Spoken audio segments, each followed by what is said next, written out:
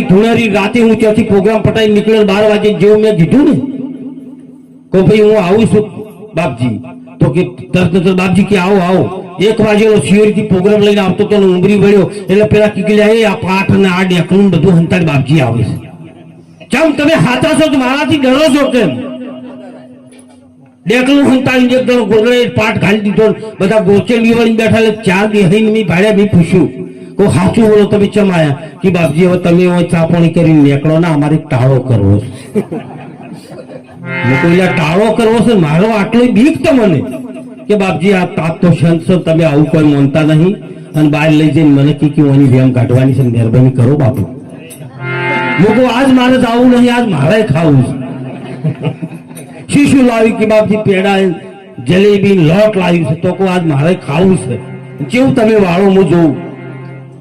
અંજા બરોબર એ ભાઈ ધોતી હતી ને 22 વર્ષની દિશામાં હાહર જ હતી એ બાઈ ધોતી તેના ઉપર લુગડું નોસીને જ્યારે લેવું છું શું અને જયારે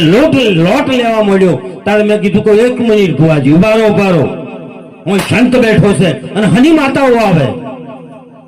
એક સંત બેઠો હોય અને માતા ના આવે પણ આ તમને હું કહી દઉં આ બેન ધૂણસે ને કે ધૂણસે તારે લખવો તો વગર દોને લસીનો જાય એ ઘેર રહેવાની કે બાપજી તમને કેવી ખબર પડી તો 4 વર્ષથી બીહે જાય છે ને એના આદમી ગમતો નહીં આદમી બદલાઈ નો માતા જતી રહેશે